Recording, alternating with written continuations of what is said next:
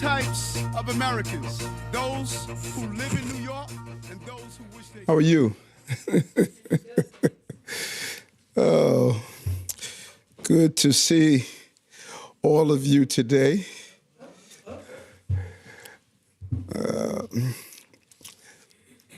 Continually make this city a great place to raise a family. And just want to, good morning.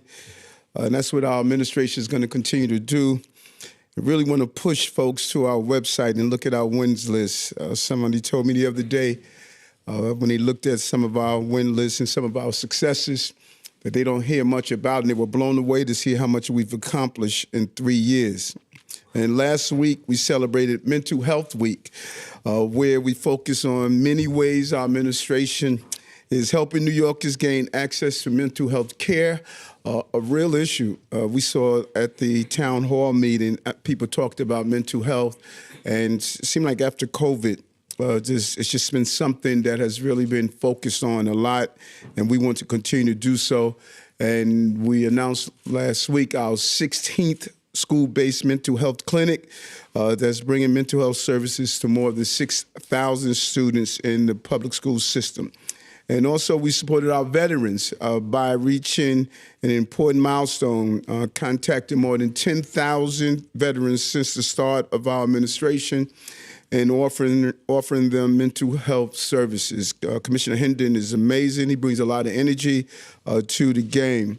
We reached another key milestone in our mission to improve subway safety as well. We were down in the system yesterday with transit employees, Chief Galata, and outreach workers, part of our PATH program, and we've now engaged in more than 11,000 unhoused New Yorkers and delivered vital services to them, including shelter, meals, and medical care over 3,000 times.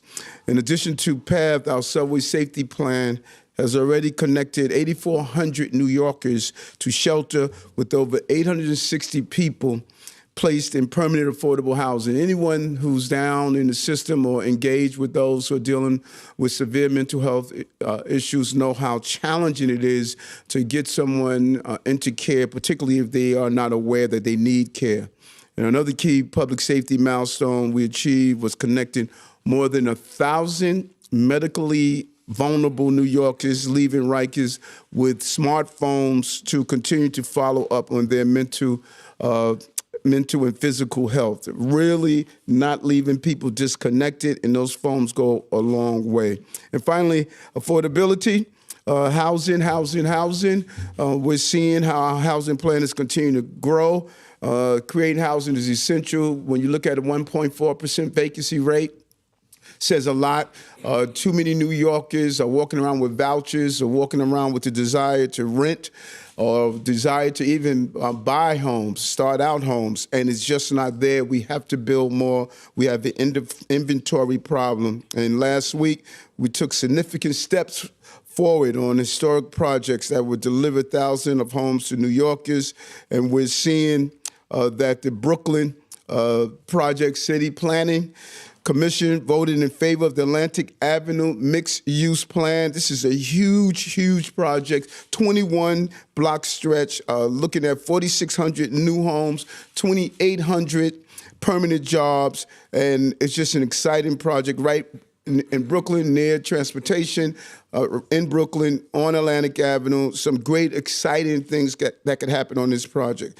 This mixed-use plan is now moving to the City Council for a public hearing and vote, and we're excited to work with them to get this project over the line. And we also did some stuff in Queens.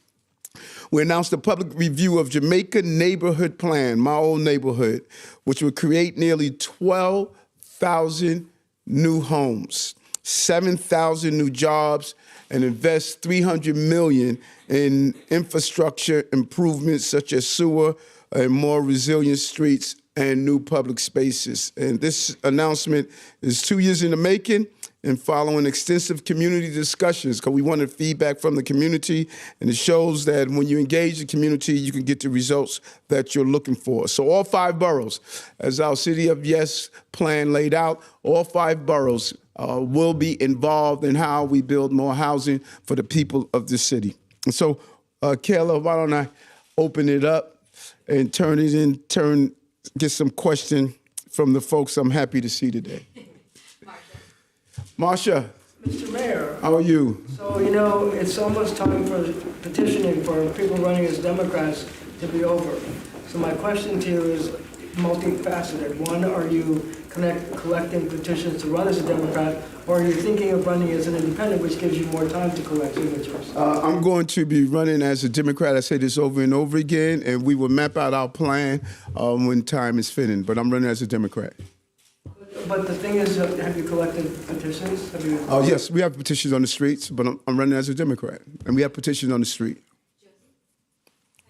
How are you? Good. How do you know I wanted you to call on her? Last week, your campaign submitted pretty bad fundraising numbers. Many of them defected from many of your former donors are now contributing to Cuomo's campaign, and you've been repeatedly denied matching funds. What's your plan moving forward financially for your campaign? Well, okay, people contribute to more than one candidate in the race. This is ranked choice voting. You get 5, so I'm surprised people are not donating to 5 candidates because you get 5 picks. But I've been extremely clear. People are catching up to me. I outpaced everyone, and we're going to continue to fight to get our matching funds. But we know how to do this. Look, no one that's running for mayor has ever won mayor but me. And I ran against 9 people before. This is not new. Never count New York out and never count Eric out. That's the rule of the day. And so we are good to go. We know what we're doing. But I can't get into this whole political stuff because Fabian is going to have a fit. I want to say more. We need to lock Fabian out of the room so I can really engage with you guys more, All right.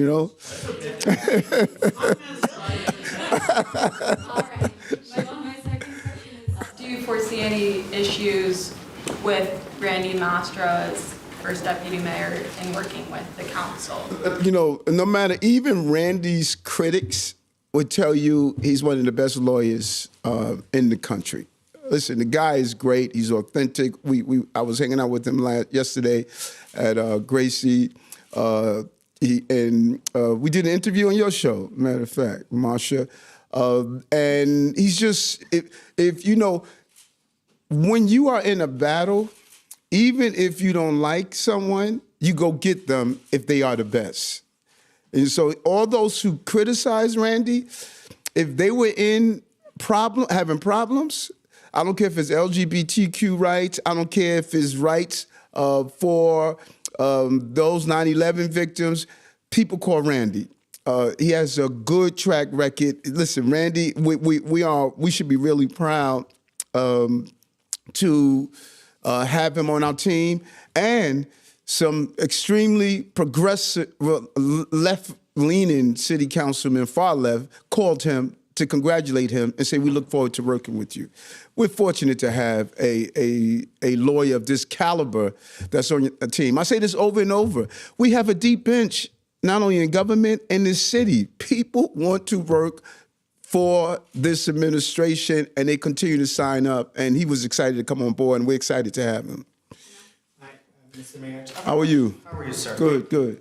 I have a question about Columbia and the NYPD. Just, I don't know if you've been following the now former student who fled New York City because HSI was trying to take her into custody and deport her. Her name is Ranjani Srinivasan. Mm-hmm. So DHS explicitly said in their statement that the reason why they targeted her was because of 2 summonses that she received by the NYPD on April 30th during the height of the protests at the schools. Mm-hmm.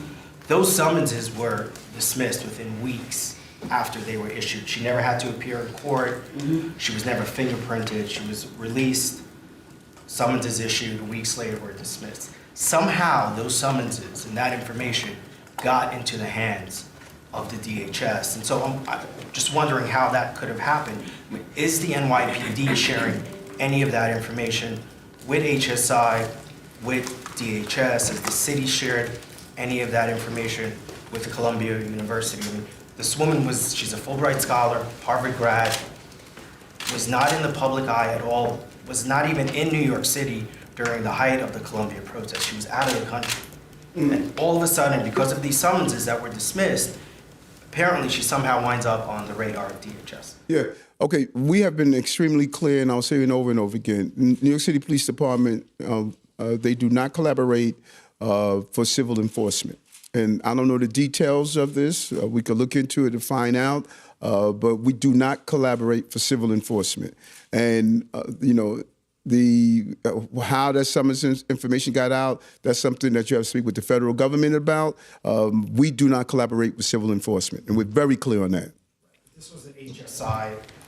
They went and got a warrant from a judge at SDNY to try and arrest her. They went to her, she had fled. So, could you argue that that was a criminal enforcement and not, she was not brought up on any criminal charges by HSI, and it wasn't ICE officers, it was specifically HSI. Yeah. And It's just very perplexing because there's nothing else in the record about her, and Secretary Noem was very hard on her, calling her a terrorist sympathizer, a Hamas supporter, and there's no evidence of that. The only thing that they have are these 2 summonses that somehow DHS found out about. Well, I don't know what's the extent of the evidence. They would have to tell you the extent of their evidence, and that's with HSI. But listen, I commend the secretary on her desire to deal with anyone that commit a crime. And I've said that over and over again, and I'm looking to collaborate with all of our law enforcement agencies, HSI, and something that many of us have failed to acknowledge. ICE is not a criminal organization. ICE is a law enforcement organization. Some of folks may not like ICE and what they do, but HSI, that's a law enforcement organization. I'm going to collaborate with every law enforcement organization that's dealing with criminal behavior. The law doesn't allow us to deal with civil enforcement. And so whatever evidence HSI has, I don't speak for HSI. Just if I can follow, so does the NYPD? Yeah, go ahead. Has the NYPD has the NYPD provided any summons information from April 30th to any government agencies, Congress, Columbia University? You may not know this off the top of your head. I understand that. But it seems to be an issue because somehow, again, this information got out there. Yeah, it's not an issue to me. We don't. No, here's what I'm okay with, because I don't want to be misquoted, because sometimes that happens. I'm okay with us following the law. We don't collaborate with any agency when it comes down to, we don't collaborate with ICE, I should say, when it comes down to civil enforcement. And I say over and over again, so we'll look into what you're sharing now, but we've made that clear over and over. Thank you. Hi, Mr. Mayor. What's going on? Good, how are you? Good. So the city council did a review of the data you released on your involuntary removal policy, and they found that there were inconsistencies. Basically, they said most of these involuntary removals occurred in people's homes, not in public spaces. They also found that it was disproportionately targeting Black New Yorkers, and there was another point to it too. Those are the 2 main ones I can think of. But, I just wanted to get your response to that, considering this policy has been such a central part of your mental health agenda. I'm not quite understanding. Their complaint is, of what? That. Well, they're saying it's not actually effective the other point was that New Yorkers who are getting hospitalized are not actually getting connected to long-term care. What did they say? So what their suggestion is don't do involuntary removal? I'm lost on what are their suggestions. Suggestion would be focusing on funding mental health programs that there have been cuts to in the past. Okay. I disagree with them. We have been very clear on involuntary removal, and the numbers are clear. The report stated that New Yorkers make up 23% of the population, but 46% of involuntary removals of Black New Yorkers. We are not going to say, hey, this person needs to be involuntarily removed, but hold on, they're Black, so we're not going to do it. They're Hispanic, we're not going to do it. They're white, we're not going to do it. That's not the way this game is done. Look at the, if you want to play that analysis, look at the ethnicity of those who are being majorly impacted. Look at the homeless population and the ethnic breakdown of that. You ride your subway system, look and see who's homeless. Look at the ethnic demographics of who's homeless. Look at the ethnic demographics of those who are charged with some of these crimes of pushing people in the subway system, slashing, etc. We're going to go where the issue is, and we're not going to play race politics. Where the services are, we're going to go to. And those who are part of this analysis, they need to move out of the sterilized environment of the city council chamber, and they need to go and do what we do. Go in the subway system, look at the population in need. We're going to respond to that need. Hi, Mr. Mayor. How are you? Quite well. How are you doing? Good. You brought up Randy Mastro's lawyer background. Yes. How well he's been.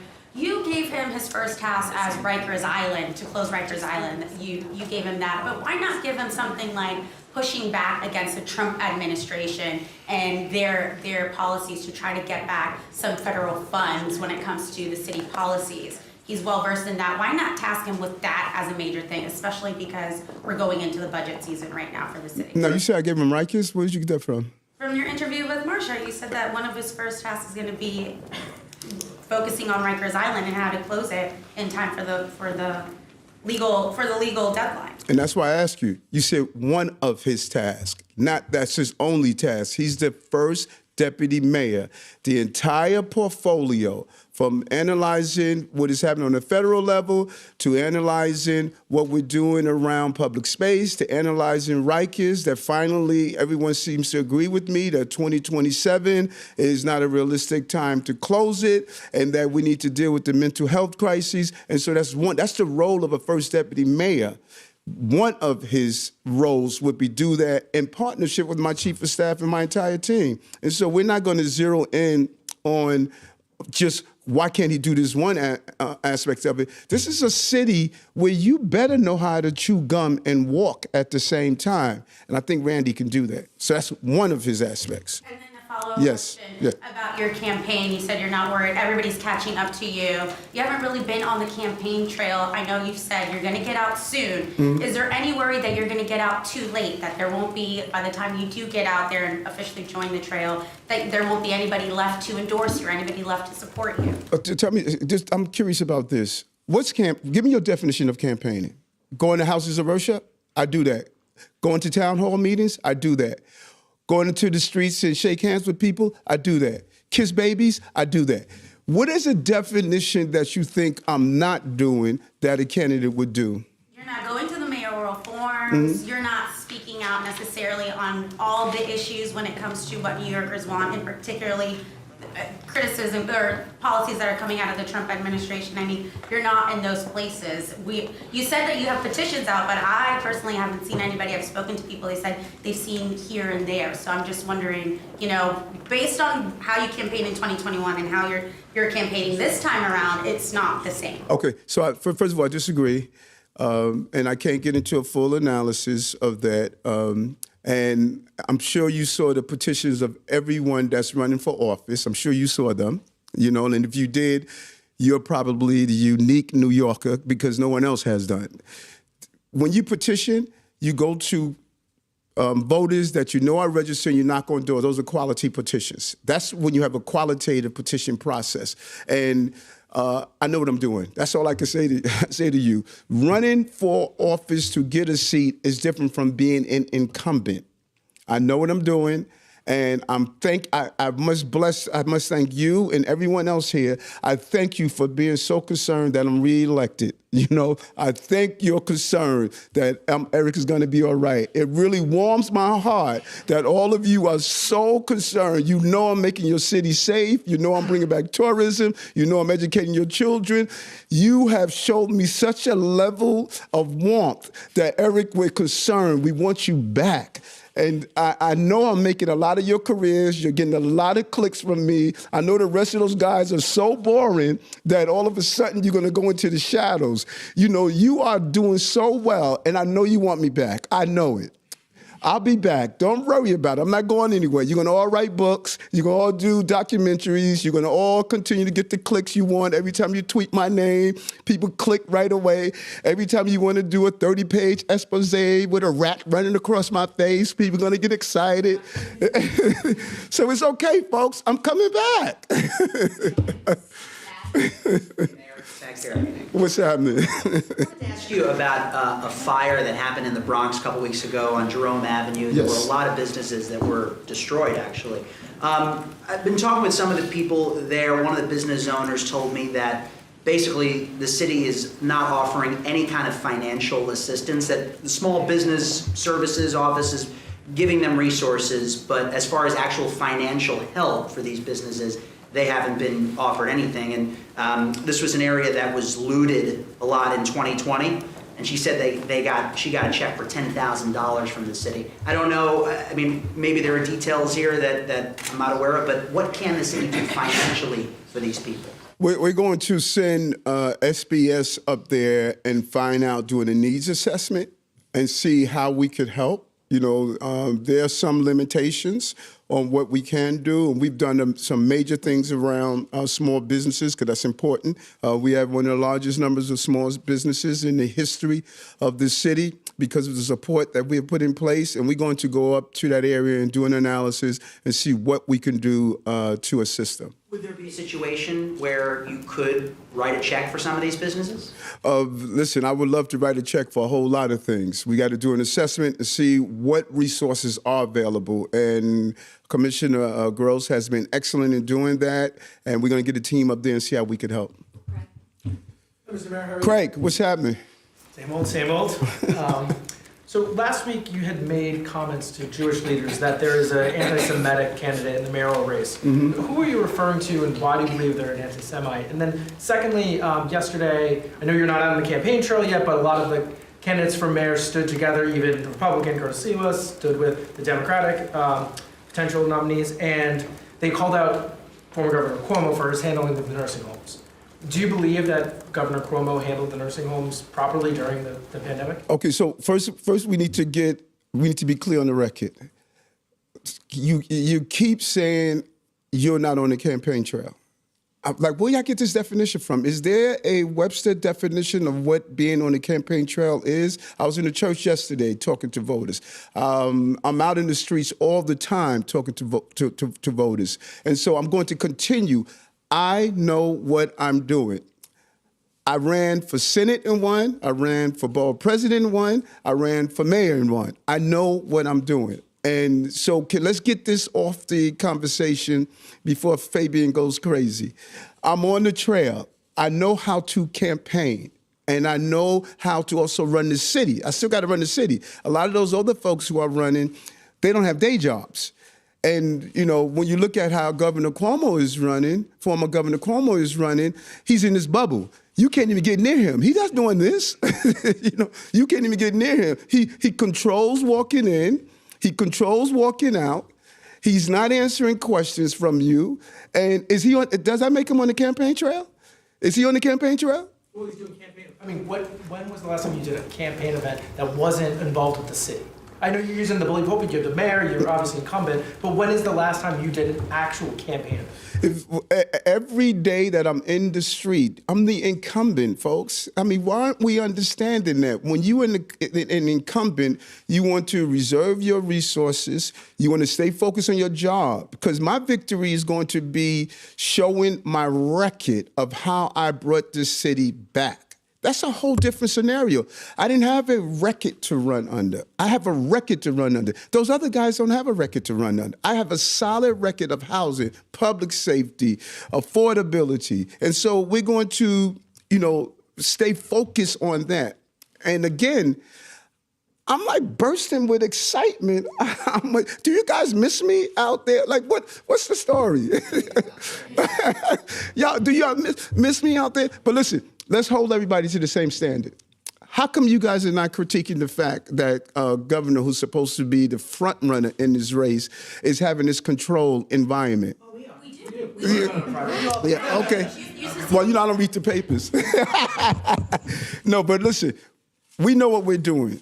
This is strategic, and we need to be focused on that. Look at the other candidates, how they run their race is up to them. I have a good, solid, strategic team who got me here, and we know what we're doing. You have to reserve your strength, and the excitement is going to happen. This is going to have so many twists and turns. I keep telling y'all, there's going to be so many twists and turns to this race that I think this is going to be one of the most exciting races we had in the history of this city, There was some. Actual questions. Yeah. You called one of the mail. Yeah. I think look at the comments and actions. I think that after October 7th, to see people who are lined up with the Democratic Socialist Party and what they did after the election, I think those who lines up with people who celebrate Hamas is a terrorist organization. They should be destroyed. People are not calling for the release of hostages. People who protest outside the leaders of Jewish leaders' houses.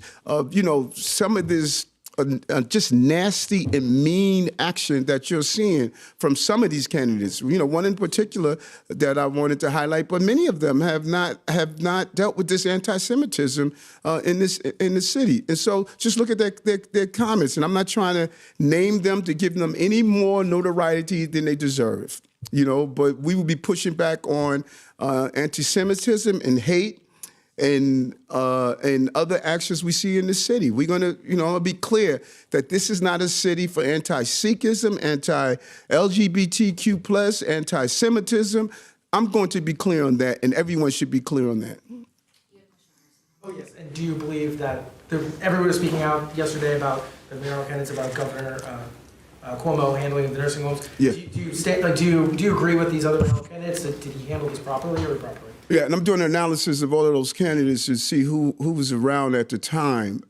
I was here at the time, and many of those candidates were home shelter in place. I was in the streets. I was in the streets dealing with COVID with real people, nurses and doctors. I was giving out masks and NYC. All of these other candidates, they were home. They were home while New Yorkers were suffering. And he incorrectly handled the nursing home issues. I think those family members are right, and I met with them, and I'm going to be communicating with them further. But also, if you go back, do an analysis back then. There was racial disparity in how he dealt with even vaccines. Black and brown communities were not being fairly vaccinated. We were not giving out face masks to NYC residents. Many of our nurses in hospital did not have PPEs as they were deserved. I remember going to some of the hospitals. They had garbage bags on, and they were using PPEs, the face masks for weeks. And then many people you talk about Elmhurst Hospital. It was because of defunding and destabilizing those hospitals that when they became ground zero, they were not prepared. And so we need to do a real analysis. And so when I look at, some of my black and brown endorsers of the former governor, they need to go look at what I was saying back then of how COVID was unfairly treating and the responses was unfair to the diverse black and brown communities. The impact was real. And we need to analyze that. All of this needs to be part of the conversation as we talk about what we're going to do in the future. Someone say, well, he's a great manager. Well, he darn sure didn't manage that crisis well, like I managed COVID and like I managed 230,000 migrants and asylum seekers, and like I was able to get the bond raters to say no matter what fiscal crisis you were facing, you recovered us, and like I brought more jobs in the city and the city's history, and like I took 22,000 guns off our streets and brought down homicides and shootings. That's what I call a good manager. How was that, Marsha?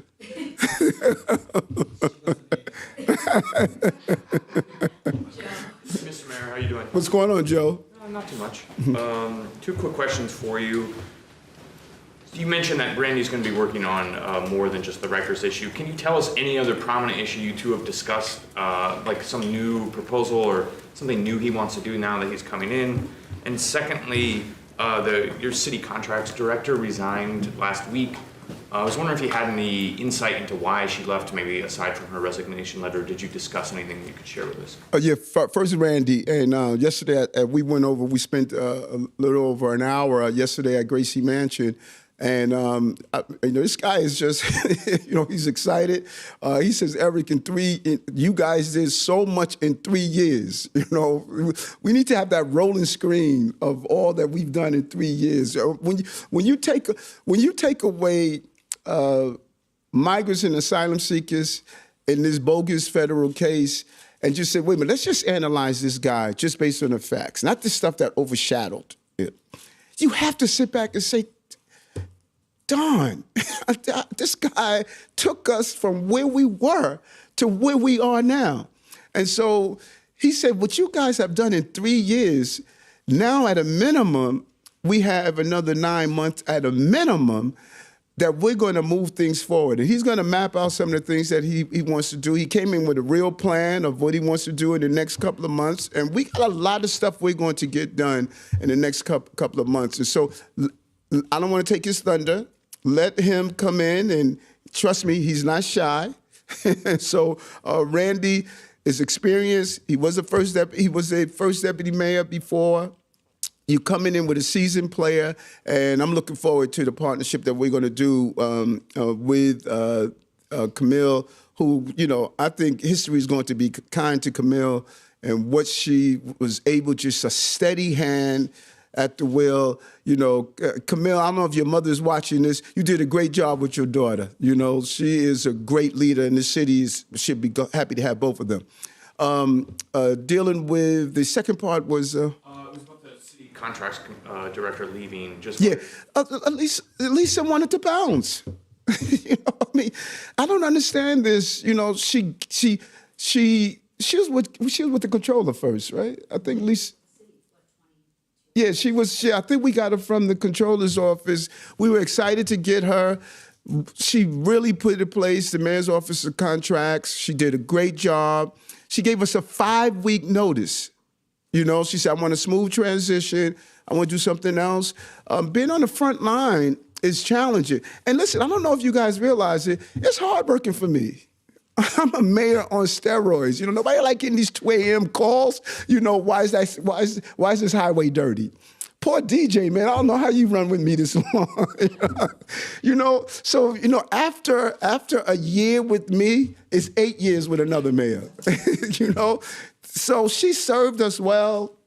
She brought real energy. She streamlined and made sure that we moved these contracts forward. And I cannot thank Lisa enough. Her working with others, improve MWBEs, making sure contracts was fair. And it's just, it's time for people to move on. It's not, everybody that leaves is not a scandal. Some people just said, listen, I want to spend time with my family now. I had enough of a city government. And it's not like they pick up the paper and you guys are writing how great Lisa is. You know what I'm saying? Like, y'all do a piece, it's all right to beat up on me. But some of the stuff which I saw y'all did on Fabian, I think it was today. Come on. The guy gives his life for this city. His life for this city. And you just, we're just going to pick on everybody around Eric. Come on, man, it's not fair. If he didn't run to be deputy mayor of communication, these people give their lives. And Lisa gave her life to the city. Thank you, Lisa. And I thank 300,000 plus city employees that do it every day. Go after the mayor. Don't go after these hardworking civil servants. Hi, Mr. Mayor. How are you? I'm good, thank you. Good to see you. Good to see you. One of the City Council's critiques in the report on involuntary removals previously mentioned was that the data released by your administration in January is incomplete, which they say has prevented a clear understanding of what the policy effect is.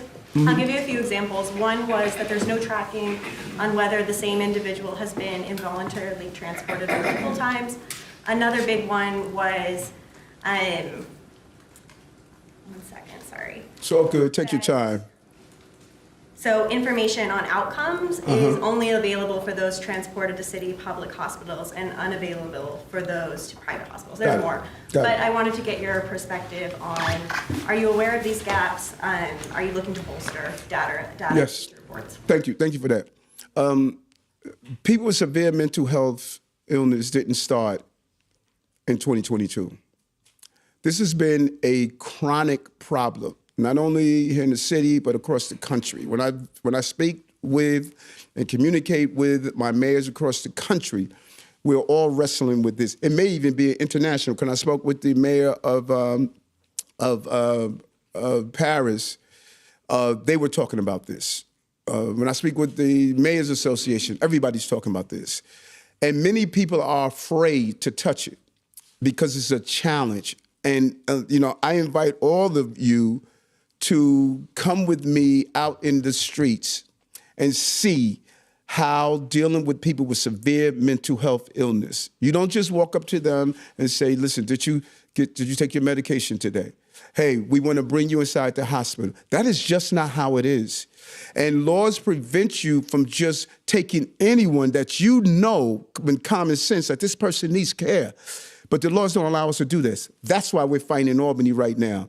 And so many who are critiquing what we're doing don't have the answers of how do you deal with a person who clearly is dealing with severe mental health illness and refuses care.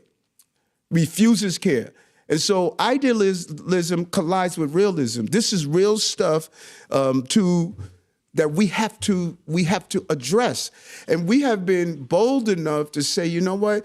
We're going to take the criticism. So yes, we're going to have those that are going to critique us. There are those who are going to say, you could do it better. Yes, they got the great ideas. Come and see it. And we cannot compel hospitals to turn over information. HIPAA laws is more stringent on mental illness than it is on really medical illness. And so we cannot tell the hospitals, you're going to provide that information and turn it over. We're trying to give them the best information that's possible. We are making sure we be as transparent as possible, but this is a challenging issue that we're willing to take head on through PATH, through SCOUT, to involuntary removals, to our encampments. They told me in the beginning of this administration, Eric, don't do it. They're gonna, no matter what you do, they're gonna criticize you. And I said, no, I don't care. I am not going to allow New Yorkers to live on the streets, harm themselves and harm others merely because I'm afraid of the noise. And the history is gonna show that we are making inroads. 8,000 people we took off our system that was sleeping on our system, 8,000. 800 are now in permanent housing. And many people say, this is what's interesting. People say, well, this person is on the street dealing with severe mental health issues. Why don't you put them into permanent housing? Because they're not ready to know how to turn on their electricity, turn on their gas, make sure that the place is livable, to make sure you're not leaving your gas on in the stove. It's just not that simple.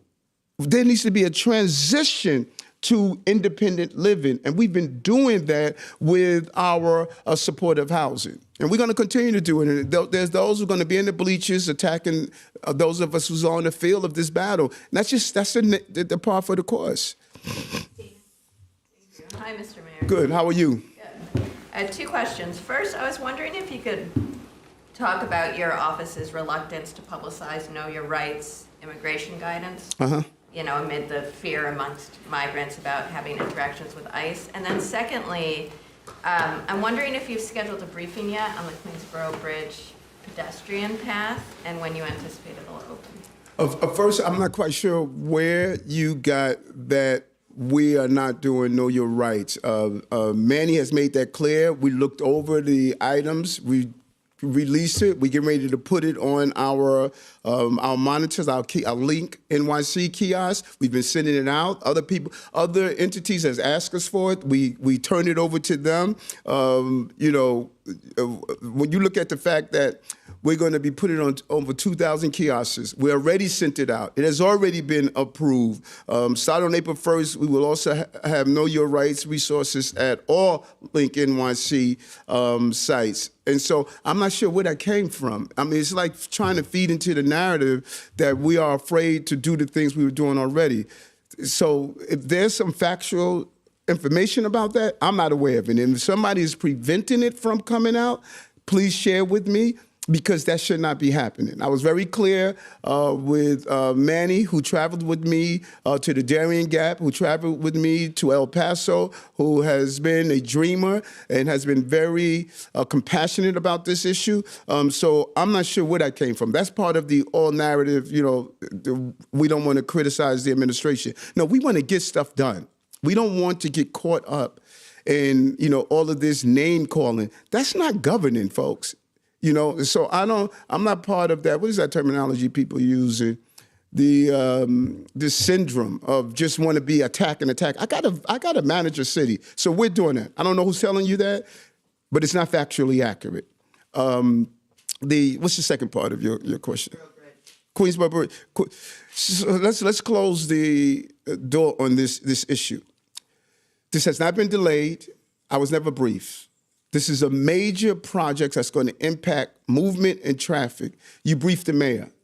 And for those who are thinking that, we're going to pressure the mayor by leaking information to the press, you probably guys got more leaks than I probably ever had in an administration. We're going to leak to the mayor, and now the mayor's going to be, forced to move forward. That's not how it operates. I have a schedule. I have a scheduler. We brief, and I'm updated just about twice a week on different topics. When I'm briefed on this, and I make sure that we have community input, that is how the traffic's going to impact, then we will move forward. That is how it operates. My schedule is not based on the schedule of those who work for me. It's based on my schedule. And so once I'm briefed and I make the determination if we're moving forward, we'll do so. So there was some work that had to be continued. Once we have that briefing that I do on all of these major topics, then we move forward. So, and the new deputy mayor of operation that's in, he needs to be briefed. That is how it's done. The staff does not decide the flow of things. City Hall does. Have you scheduled that briefing? When my scheduler, I wake up in the morning, my scheduler tells me what I'm doing. I have a lot of faith and trust in her. She tells me this is what you're doing, and when she puts it on the schedule, you'll view it on the schedule if it's a public item. Hi, Mr. Mayor. Morgan, how are you? I'm good, thank you. Good. I know there's no specific answer about, the exact definition on when or where the campaign trail is. But are you going to be releasing new platforms? Is this something like you're going to do like a rollout? Like, what are you kind of imagining? Are you going to be releasing new platforms like when it comes to like public safety? Or are you just going to be saying, like, I'm already enacting them? And then also on these guardrails, I know the governor proposed a while ago. They're stalled right now in the legislature. Has she spoken any more about that with you or anything further? My platforms are the same. Public safety, affordability, keep the city for working class people. I am you was my rallying cry, and that's going to continue. So all one has to do is just go look at what I promised. I think we had about 100 points that we promised on the campaign trail. Go look at them. And you'll see that, wait a minute, this is what this guy promised. And this is what this guy did. When are people going to do an analysis on here's what he ran on, here's what he accomplished? And so it's the same. Affordability, public safety, working class families, blue collar mayor, it's the same thing. Has not changed in 40 years. I'm the same person I was 40 years ago on fighting for working class people, and I'm going to continue to do that. You have to speak with the governor and the lawmakers about these guardrails that y'all talk about. I'm gonna continue to do what I've done. I voiced my concerns around them when they first came out, and that has not changed. And Jay. Good morning, Mayor. How are you? Well, thank you. Batting cleanup again. So, sir, you are running. Yes. Running as a Democrat. Yes. You want a second term. I want what? You want a second term. Yes. So I ask you this respectfully. Yes. Why? And the reason I ask, sir, is that you've got an uphill struggle, fundraising, opinion polls. You've been through a lot. The city's been through a lot. Why? Why do you want a second term? Listen, and I love that question. First of all, I just really want to apologize to New Yorkers for this whole bogus investigation that went on. And I think time is going to be kind to me, but they've been my North Star. I say this over and over again. New Yorkers have been my therapy. That when I get up in the morning and I'm fighting for New Yorkers, when I'm in a hospital speaking to a family member that's going through some form of medical or psychiatric crises, when we were at a town hall the other day, man, this young man had 6 children. He was in a homeless shelter. He was able to get a voucher, and he was able to move into permanent housing. He lost his job, NJ, because he worked for a drug store where habitual shoplifting took place. So he was fired because of that.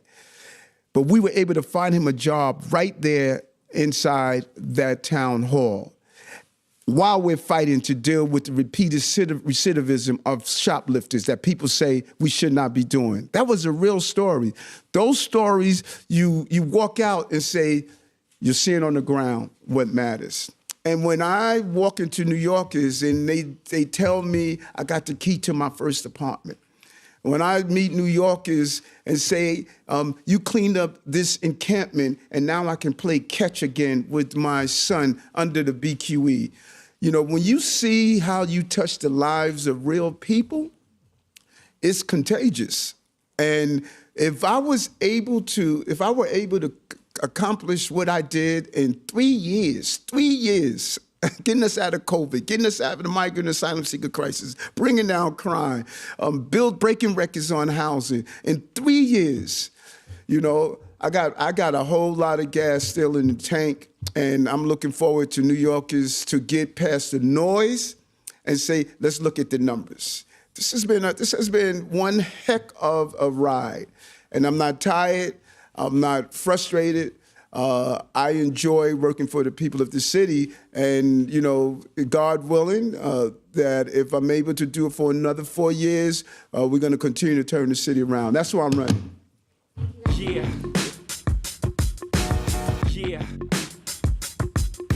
Stay focused, no distractions, and grind. Stay focused, no distractions, and grind.